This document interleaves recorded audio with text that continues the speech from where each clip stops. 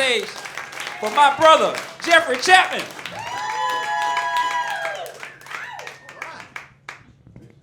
Holy moly, I like this crowd. This is like the first open mic I've went to where I didn't have to feel like I have to explain to everybody that I'm not a cop. I've also been told that I give like youth pastor vibes. I'm not, but if I were, like I would be a John 3:16. It's nothing to do with the Bible verse. It's the 3:16-year-olds at the hot tub baptism. So I'm visiting from Tennessee, and I love it down here in Atlanta. Like, you guys have great food down here. Like, I had a really awesome, authentic Hawaiian pizza today. And I asked them to cook it Maui style, and they burned it.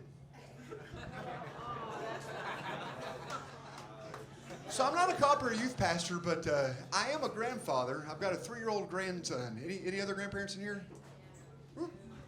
What do your grandkids call you? Grandma? Mima? See, I go by Pops. And he calls my wife Lolly, so we're Lolly and Pops. And yeah, one of the reasons I did that, though, is because, I don't know, I feel like if you're a mama and papa or something like that, that means you don't have to worry about your grandkids catching you having sex.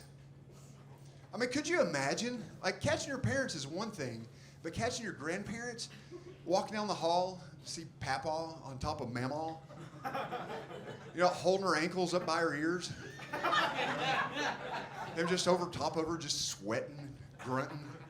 You hear Mama's emphysema wheezes. I've been awful. I've been horrified. So my grandson almost caught us the other day, and he came to the door, and he's like, I got the door latched in time, and he goes, Pops, what are you doing in there? I said, nothing, buddy. Go back to bed. We're just lollipopping. Now, keep in mind, if he got there about 20 seconds sooner before she flipped around, he might have caught her lollygagging. So my wife and I, we're fixing to hit our 25th wedding anniversary this year.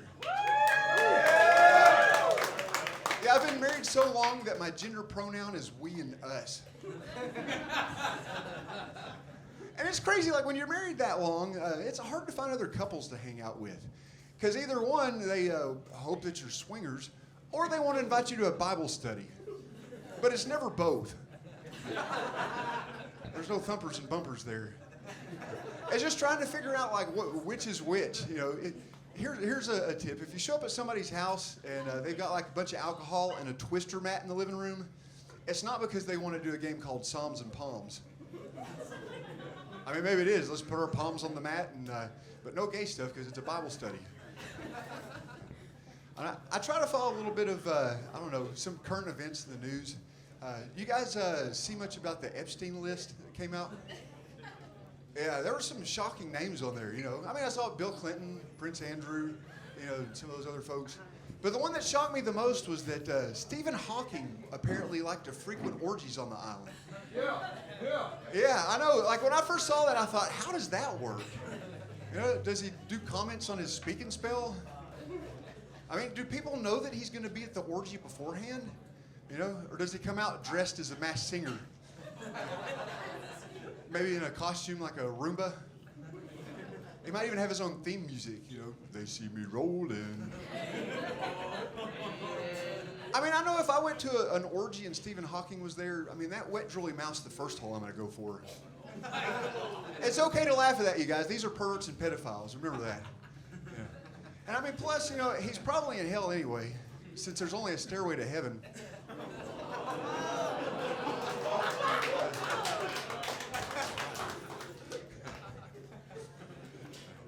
So I took my wife to this restaurant in Vegas one time. It was called Blackout Dining.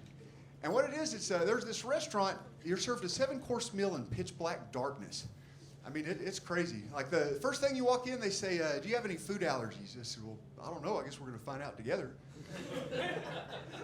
And they make you sign this 3-page waiver. It's crazy. Like the only time I've ever signed a waiver like that was when I got cast in a porn. Oh, don't get too excited. I was the husband who left for work.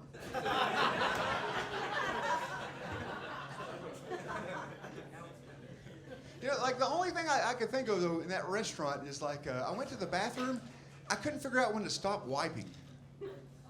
Yeah, because it's pitch black darkness. Good grief. But the last thing I wanted to do before I left, I wanted to go stand next to the door and drop my pants and like hope somebody would come fiddling for the doorknob to get their way out. Anyways, guys, that's the light. My name's Jeff Chapman. Y'all have a good evening.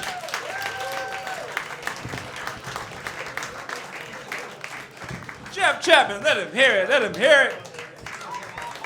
All right.